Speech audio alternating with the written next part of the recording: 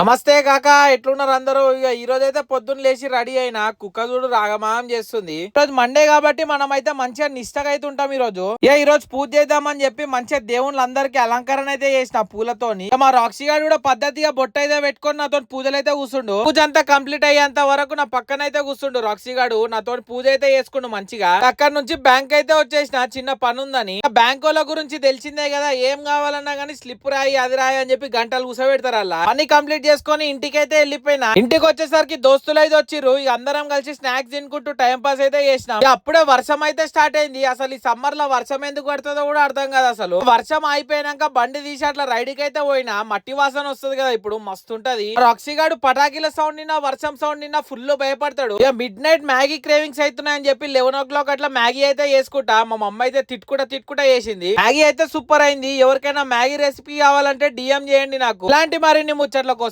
Travel with బంటిని follow చేయండి.